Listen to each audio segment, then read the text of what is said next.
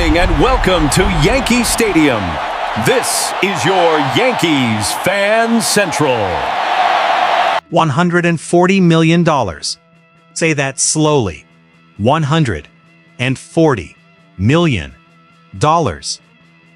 That's the number ESPN is projecting for Jazz Chisholm when he hits free agency next offseason. And the New York Yankees, the franchise with more championships than any other in American baseball, the team that measures success in World Series rings, not playoff appearances, must decide whether that number makes any sense at all. But before we talk money, we need to talk about something more important. What, exactly, would the Yankees be buying? Jazz Chisholm had the best season of his career in 2025. 31 home runs, 31 stolen bases, a 4.2 BWAR. For the first time in his professional life, he surpassed the 3.0 BWAR mark in a single season. He was named an All-Star for the second time. On the field, he brings presence, energy, the kind of player who electrifies a stadium just by stepping into the batter's box. All of that is real, and it deserves recognition. But the Yankees don't sign players to honor past seasons. The Yankees build rosters to win the next championship. And that's where the problem begins. Does a single 4.2 BWAR season justify $35 to $40 million per year for 4 years for a player who has never demonstrated consistency at that level before? Because that's what's being discussed. Not one season, 4. And Chisholm's prior numbers alone don't sustain that conversation. At Yankee Stadium, Jazz Chisholm has a WRC plus of 151. That's phenomenal. That's elite. That's the kind of number that makes fans leap out of their seats. Away from Yankee Stadium, playing in every other ballpark in the league, Chisholm's WRC plus drops to 101. 101. League average is 100. This isn't a minor statistical footnote. This is a structural crack in the $140 million argument, because the Yankees don't play every game at home. No team does. And in a World Series, in Dodger Stadium, in Petco Park, in any National League ballpark, the Yankees would be paying $140 million to have might simply be an average player. Are the Yankees willing to pay a star salary for below-average road performance, precisely in the games that matter most? This offseason, the Yankees did what few teams in baseball have the courage to do. They brought Cody Bellinger back on a $160 million deal. They re-signed Paul Goldschmidt. They retained the core that reached the finals. They built a roster that looks squarely at the World Series. That's championship thinking. That's the Yankees standard.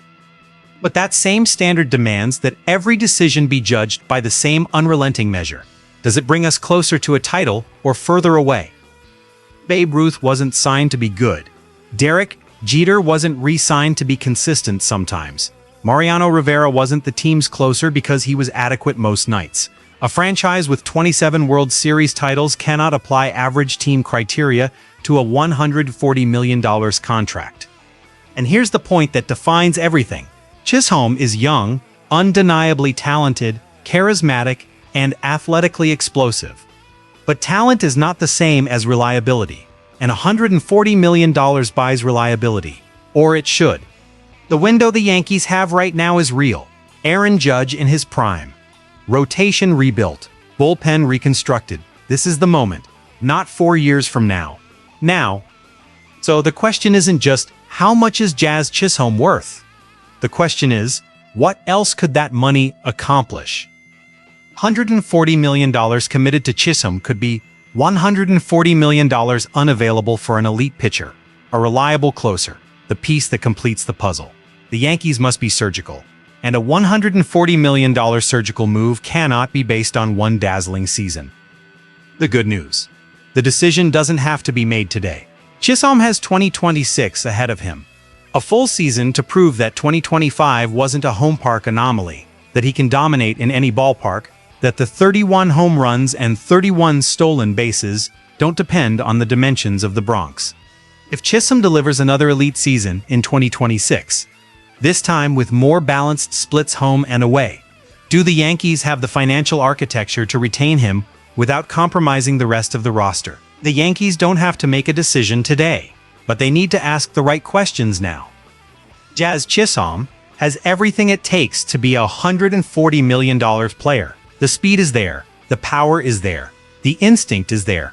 What remains unproven is whether it holds beyond the Bronx, beyond one brilliant season, beyond the justified hype of an all-star.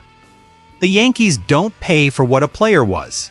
The Yankees pay for what a player will be in the games that define championships, in the moments when there is no margin for inconsistency, in the series where every at-bat counts. Jazz Chisholm wants a $140 million contract? Good. Prove you're worth every cent. In Oakland, in Los Angeles, in Houston. Prove that the Jazz the world sees at Yankee Stadium is the same one who shows up when the cameras point at the opposing team's ballpark. Because here in the Bronx, good enough has never been enough. And it never will be.